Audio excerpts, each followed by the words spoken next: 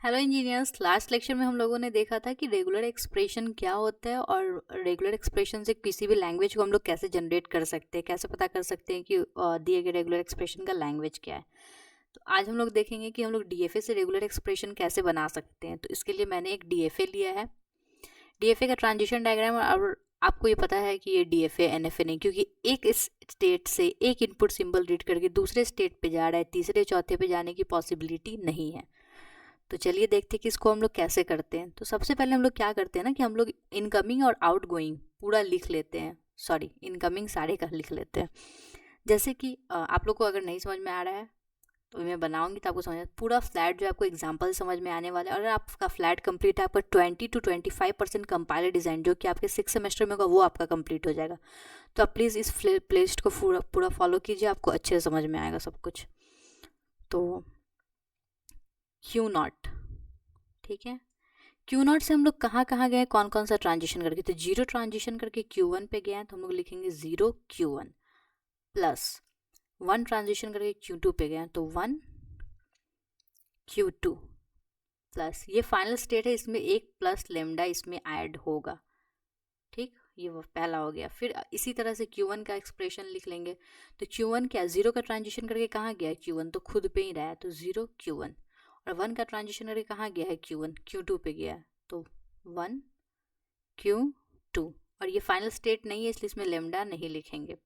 फिर हम लोग लिखेंगे Q3 के लिए एक्सप्रेशन, Q2 Q2 0 का ट्रांजिशन करके कहाँ गया, Q2 0 का ट्रांजिशन करके Q0 पे गया और 1 का ट्रांजिशन करके हमारा Q2 गया है Q1 पे।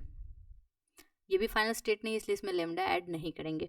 तो पहले मैंने ये तीनों एक्सप्रेशन कैसे लिखा ये आपको समझ में आ गया होगा। अब इस एक्सप्रेशन से हम लोग को एक ही वैल्यू इवेलुएट करना है, वो वैल्यू है Q0 का।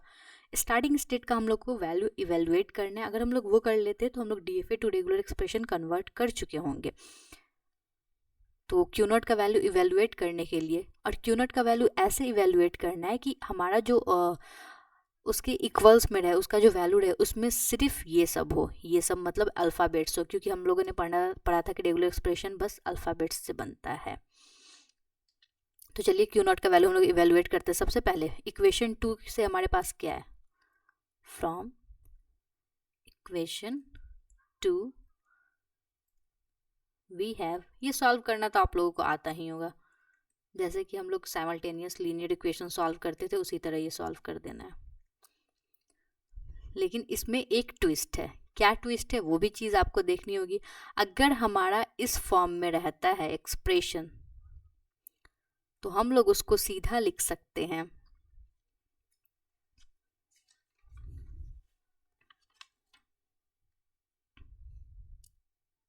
x equal to a star b। अगर हमारा एक्सप्रेशन इस फॉर्म में है तो ये वाला एक्सप्रेशन देखते हैं हमारा इस फॉर्म में है कि नहीं। Q1 को अगर हम लोगों ने x माना है तो 0 हमारा a हो गया, Q1 फिर से x और ये पूरा का पूरा b हो गया।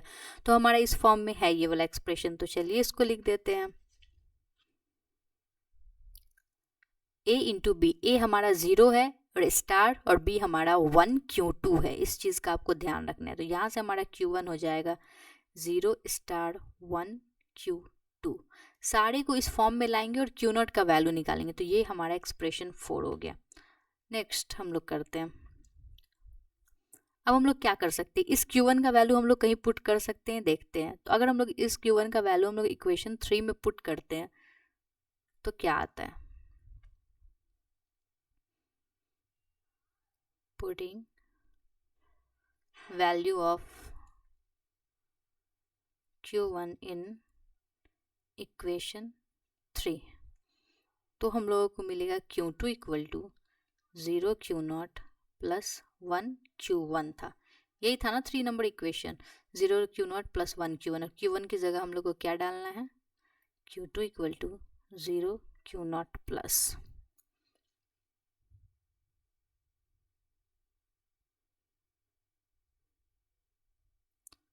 1, क्या था वो, 0 स्टार 1 Q2, 0 स्टार 1 Q2। तो इसको फिर से हम लोग x equal to x plus b के फॉर्म में हम लोग चेंज कर सकते हैं। कैसे कर सकते हैं वो आप यहाँ देखिए, Q2 प्लस 0 क्यू नॉट। तो ये हमारा बी हो गया, ये हमारा ए हो गया, ये एक्स।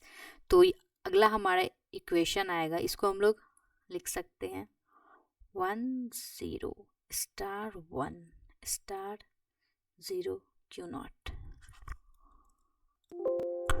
आप लोगों को समझ में आया? जैसे कि हम लोगों ने क्या किया, Q1 का वैल्यू इक्वेशन 3 में डाला। इक्वेशन 3 था हमारा 0 क्यू नॉट प्लस 1 Q1, तो 0 क्यू नॉट प्लस 1 Q1। और हम लोग को 4 का इक्वेशन का वैल्यू क्या आया था, Q1 equal to 0 star 1 Q2।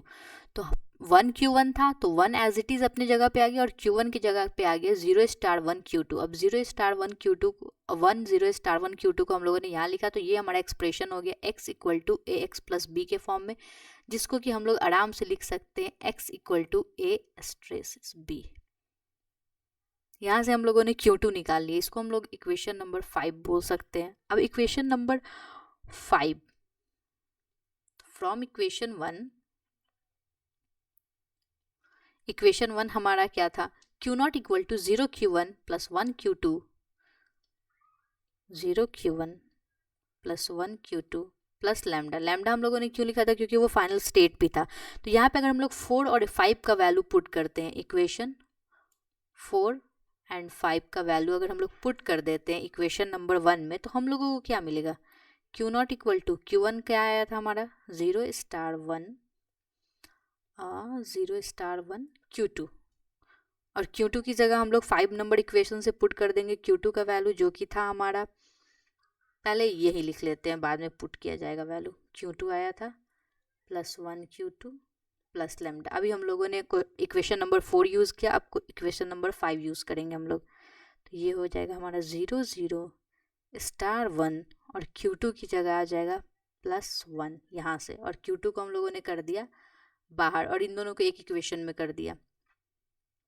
तो 0 0 स्टार 1 प्लस 1, और Q2 की जगह क्या लिख सकते हैं हम लोग, Q2 की जगह हमारे क्या आया था 1 0 स्टार 1 स्टार 0 क्यू नॉट। तो 1 0 star 1 star 0 Q not plus lambda. अब इसको हम लोग क्या लिख सकते हैं, ये इक्वेशन किस फॉर्म में हो गया, ये इक्वेशन फिर से फॉर्म में हो गया x equal to a x plus b के फॉर्म में। यहाँ पे ये हमारा x है, ये क्यू नॉट भी हमारा x है, ये b है। तो b को हम लोग लेमडा को हम लोग इक्वल टू 0 या फिर 5 कर देते हैं, ठीक है। तो हमारा क्यू नॉट का वैल्यू आता है 0 0 स्टार 1 प्लस 1, देन आगे हमारा वैल्यू आता है 1 0 स्टार 1 फिर 0 होल स्टार। तो इस तरह से हम लोग चेंज करते हैं रेगुलर एक्सप्रेशन, डीएफए को रेगुलर एक्सप्रेशन में। हमारा ओवरऑल जो हमारा लास्ट में हमारा क्यू नॉट का वैल्यू है, उसमें कहीं भी आपको एक भी स्टेट नज़र नहीं आ रहा होगा, क्योंकि इसमें स्टेट प्रेजेंट है ही नहीं। That's all for this video. Thank you for watching.